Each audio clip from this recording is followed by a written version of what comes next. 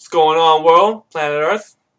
My name is Larry. I guess it's kind of been a long time coming for me to be talking to you all, intermediately through this technology thing that we've been so brainwashed in. But you know what? I think me reaching out to, some humanity would kind of, bring me back down to Earth and realize maybe, you know what? This is, maybe sometimes life isn't what it seems to be. So guess I'm kind of open that with, how many viewers and how many people talk to me back through this thing. No, I just don't want to feel alone. You know, no. It's kind of been a summer for losing for me.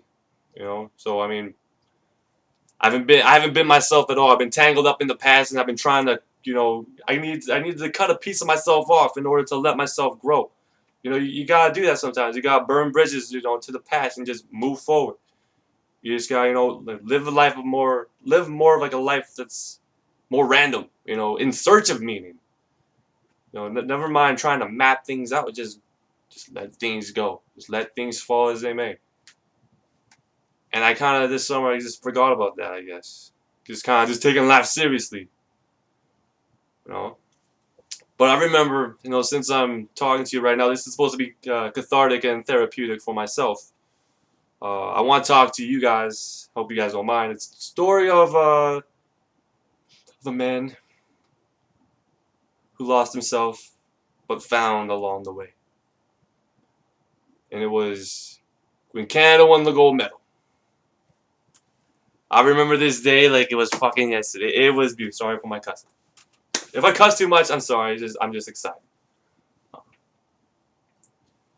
No, I'm getting ready to go to Toronto to do a set, which I thought was kind of weird. Do a show on this kind of night, which was the scheduling was completely stupid. No one didn't even think twice to check ahead of time. So I got stuck on this date of Canada playing for the gold medal game and the closing ceremonies, and here I am in the cab. The game tied 2-2, and I'm on my way to the GO train to go do an open mic. That's probably which I thought was even gonna get started in the first place. But I did it anyway because I thought I had to do it. I felt compelled. I had to do this, even though I was feeling really really bad about missing this momentous game.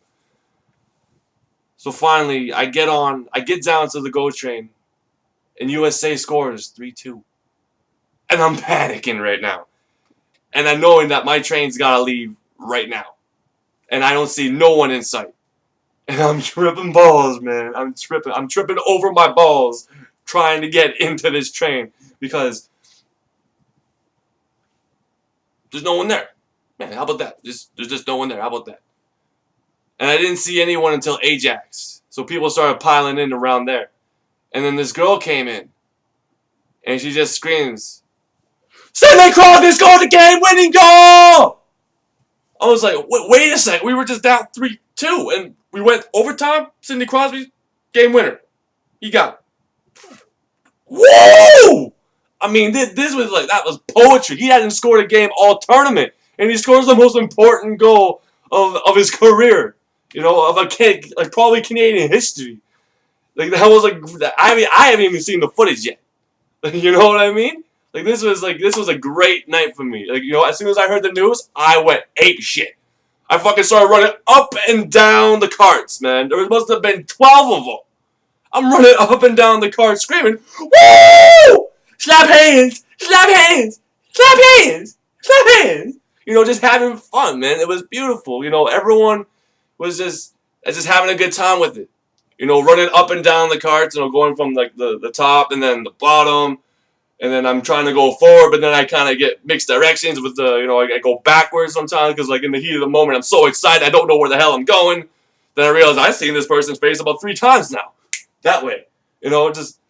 So finally, I managed to go all the way to the end, and I crawl back to my seat at this point. And I think I'm losing my mind. I think I forgot where I was sitting.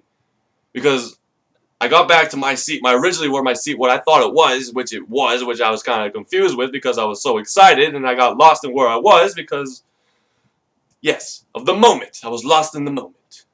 We all do stupid shit when we're lost in the moment. But makes for a great fucking story. So finally I get back to my seat, and then I see that my winter jacket. This is in the wintertime, so it's fucking freezing too. So my jacket, and then there's my iPod, my 60 gig iPod, which was the soundtrack of my life, or the fifth addition to the soundtrack of my life, which I'm concluding that there will probably be about 20 more of those. Like, I'm pretty sure I'm gonna lose the iPod one day. Like, I keep getting new ones all the time. Sorry, I get a little sidetracked. But yeah, like my iPod, my headset, and my favorite Ninja Turtle hat. Yeah, I have two of them. And my favorite one, gone. So it must have been like $1,000 worth of merchandise gone just to go and do an open mic. And here I am missing the most important game of Canadian hockey history. But you know what? I felt, for the first time in my life, an overwhelming sense of comfort and joy, and knowing that a sense of that we were all one. That it was all mathematics. It just became so simple that everything was mathematics. That we were all one. And then it was beautiful to see that the whole city, the whole world, getting out there and embracing one another like that's what we are, like what we're supposed to be, what we don't see it anymore. And that's why I relish in this moment. That's why I'm telling you this story, because it's so important. Because fear and love. There's two choices. You gotta make a choice between fear and love. And you know what? And it's kind of been the same story with me in this summer and me talking to you right now. And but anyways, let's Tarantino this back to the beginning. That's a Dan Cook line, I think. We'll edit that out later. So we get back to the beginning, back to where I left off. Everyone's partying. Everyone's, has the flags out. There's 2 rows of people holding the flag up, and here I am running right down the middle, so just right through it, just having a little fucking ball, just doing little low fives, high fives. And I'm walking down somewhere uptown, downtown Toronto, and right down in the middle of the intersection where all the cars are, and I'm just like this. It's those symphony orchestrated, man. And everyone started honking their horns like to the Canadian anthem, like. It was awesome, man. And I'm pretty sure there was probably a couple of random pictures of me floating around in outer space with me on some random dude's back, just hitching a ride. I was running, I was exhausted, I needed a ride, and he brought me up a block. That was the arrangement. He was gonna bring me up a block, and then he was just gonna go on about his way. And then I managed to pick up 3 people walking down the street to come with me to do the show, to come be my witnesses, which was kind of cool. But then she was a girl and then a guy. I can't remember their names. But the other girl was wearing high heels and very, very stuck up, I guess you can say. And she didn't really. We were like 4 blocks away, and she's complaining that she has to walk. Can we just get a cab? It would cost maybe $1.20. But I mean, fuck, man. You're a human being. Walk. You got legs. Use them. I mean, shit. So, anyways, we get down to the Einstein's pub, which is where this place was, and then finally, I'm having a great time. I'm talking to everyone, introducing myself, having a blast, and then the girl who orchestrated it comes up to me, is like, "We're gonna postpone it till 9:30." I'm like, "All right, okay, cool." 9:30 comes by. Everyone's watching the closing ceremonies, and she's like, "Yeah, we're gonna close the show." What? I lost about, again, a grand plus of material bullshit that I don't necessarily need, which I can always replace. But I felt compelled to order 4 beers and get the fuck out. So here I am walking down the street with 4 bottles in my hand, pissed out on my tree, just calling my parents, just drunk dialing. I'm like, "Mom, I'm gonna buy you a house in Paris by the beach."